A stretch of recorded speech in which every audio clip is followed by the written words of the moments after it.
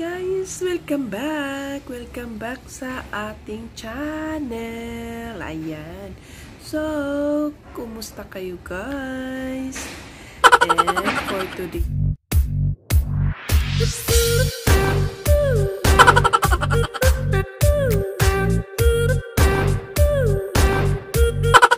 video, ikukumusta ko sa inyo paano tayo sa abroad or kumusta ang ating health sa abroad. So, itong tanong ko guys na bilang OFW, ang tanong ko, paano tayo bilang isang OFW sa abroad? Ibig sabihin guys, yung tanong na paano tayo sa abroad or how about our health sa abroad. So, pag-usapan natin, isi-share ko sa inyo guys kung ano yung benefits ko dito sa abroad, dito lang sa Taiwan. So, katulad ngayon, malamig siya guys. So, maraming mga viruses na kailangang i-aware like ubo, sipon, or running nose, or lagnat-lagnat chance. Siyempre naman, sa ngayon, sa panahon ngayon, maraming mga viruses na mabilis lang tayo mahawaan na, mabilis lang tayo magkaroon ng mga ganyan na sakit. Nung hindi pa tayo nag-abroad, bali, may sipon tayo, may lagnat tayo, trangkaso lang, yung pagod natin, parang okay lang, pero ngayon, pagpagod tayo guys, naku, nilalagnat tayo, diba? Yung pagod natin na dala ubo, naku, sobrang hirap guys, no? Lalo na pag nasa abroad tayo. So, katulad sa akin ngayon, pero parang may nagbara sa ilong ko, pero ginhawa naman ako. Pero yung boses ko, diba, napaka pangit ang tawag dun, pangit sa pakinggan. So, parang bingi na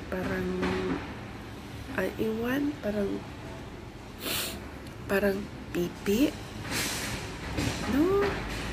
Then yun na nga. So, kailangan pag nasa abroad ka, may ipon ka na in case of emergency, may pera kang madudukot or may pera kang maisalba sa sa sarili mo, na maidukot mo nga na pambayad sa gamot or mai-help mo sa kapwa mo OFW. Kasi minsan hindi sa lahat ng panahon may pera tayo, and ang problema guys, kasi minsan pag nasa abroad tayo, once a month lang yung sahod natin. So, once a month, nagugutom tayo. Siyempre, bibili tayo ng sarili nating pagkain, mga personal nating gamit, personal nating kakailanganin, di ba? And aside sa every month tayo magsahod, every month din tayong nagpapadala kasi every month tayo may expenses. Aside sa may sarili tayong expenses, may sarili din tayong expenses sa family. So, kailangan every month magpapadala tayo. Like, meron tayong anak, meron tayong anak na kailangan nating supportahan 100%. So, kailangan magpapadala tayo every month ng pera kasi kailangan natin pambayad ng tuition, suporta sa pagkain ng anak, and other expenses guys, like kurente, bigas, Diba? So, pagdating ng 1 month na yan, yung budget mo nakaka-budget na, yung may iniisip ka na ito para ka ano to, ito para doon to, diba? So, sa abroad, mahirap talaga mag-budget ng pera. Ay, naku, sobrang hirap na mabudget yung pera, yung sahod mo, na once a month ka lang magsahod, magkapera. So, mahirap talaga mag-abroad, guys, pag hindi ka prepare, hindi ka mentally intact, hindi ka physically intact, and hindi ka emotionally intact. So, kailangan lahat yan, di ba maririnig mo sa balita or meron kang makakita na balita na merong isang kabayan na umuwi, wala na sa isip, umuwi, wala nang buhay, umuwi na parang iwan na makausap mo pero iba na yung tono ng pag-uusap nyo, iba na yung tono ng pagsasalita. Yung iba, hindi mo makausap, yung mawala ng isip, hindi mo na makakausap, yung parang tulala na ganyan, di ba? Unlike iba, makakausap mo, pero dahan-dahan, iba na yung maisagot, iba na yung punto ng pag-uusap, di ba? Minsan, wala ng buhay, di ba? Yung iba, tumalon, iba, suicide nga, o di ba? So, maraming mga insidente sa abroad na dapat mong physically intact, physically prepared, na kahit anong problema hindi ka madadala. So, ayun na nga, kahit ano pang problema, family, personal, sa trabaho, na mga problema na yan, hindi ka madadala. Kailangan intact yan, physically, mentally intact. Kasi sa abroad, di ba, yung sinasabi ko kanina, kasi sa abroad, yung mga sahod natin, once a month lang natin makukuha, hindi everyday, every week tayo may sahod. So, once a month lang tayo may sahod. So, may pagkakataon na parang 2 weeks pa lang nakatanggap tayo ng sahod, wala na, and then kinabukasan sumakit na yung ulo mo, sumakit na yung mata mo, yung tiyan mo, may nararamdaman na yung katawan mo, na may nararamdaman ka ng iba sa sarili mo. Pero yung pera mo parang hindi sakto, ipapagamot mo, parang hindi sakto sa budget na ibili mo ng gamot, kahit hindi ka na magpa-doktor, ibili mo lang nila, hindi pa kasya. Kasi parang usually yung bayad ng doktor nasa ano lang naman, minimum, di ba? Tapos yung gamot pa, ang yung naiwan ng pera sa iyo, parang hindi kasya talaga. So, ang pera na yung pambili mo lang ng biskwit, pang snack foods lang, di ba? So yun nga, paano ka sa abroad, kabayan? Paano ka sa abroad kung hindi ka nag-iipon, hindi ka physically intact, hindi ka spiritually intact, hindi ka mentally intact? So, paano ka sa abroad? So, kailangan dyan, guys, physically intact, mentally intact, spiritually intact. Kasi pag meron kang ganyan, lahat ng mga problema sa abroad, kasi hindi lahat na sa abroad is, ang tawag doon, perfect.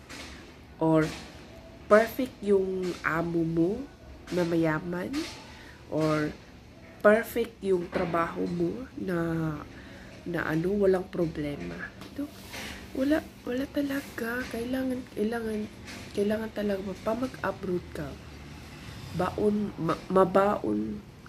Baunin mo yung magandang mindset, magandang pangangatawan, And, ang tawag dun, spiritually intact ka. Kasi, ang dami mong pwedeng ikapaghina pag nasa abroad. Pag mahina ka, lahat yun, madadama yun. Mentally, physically, di ba? At saka, paano mo i-budget yung pera? So, ito na ang pinaka-last. Paano mo i-budget yung pera? Kasi once a month lang tayo magkapera. So, kailangan marunong kang mag-ipon. Marunong kang humindi sa nangungutang. Marunong kang mag-invest, like magbayad ng mga pwede mong ika-benefits in the future, like SSS, Pag-ibig, kahit yan lang siya guys. Kahit yan lang siya guys. Okay naman sa atin, sa government natin. Okay naman yan. Kasi pagtanda natin, makabenepisyo tayo dyan. Meron tayong magandang benepisyo. Yung SSS, Pag-ibig pwede yan. Kasi kailangan, like for example, so, yun guys, kailangan mag-ipon, marunong kang mag-ipon, marunong kang mag-budget, at marunong kang magtira ng pera para sa sarili mo.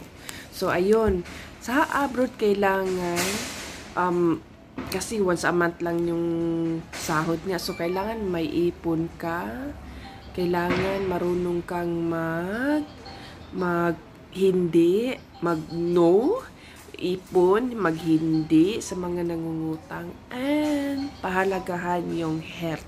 Yun, kailangan isipin mo yung sarili mo, and isipin yung family mo, at isipin yung mga tao na mga abuso. Kaya kailangan mag-ipon, marunong humindi sa mga hindi ka na nais-nais na pag-uusap, and pahalagahan ang sarili, and of course, pahalagahan ang family. So, kailangan mentally intact ka guys, physically intact.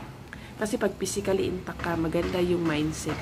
So, ayun, makakaipon ka, kabayan, and sa abroad, kailangan healthy, be happy, kahit wala kang pera, kahit wala kang, hindi naman kahit walang pera, meron kang konting pera, basta healthy ka, and maganda yung disposition ng pag-iisip.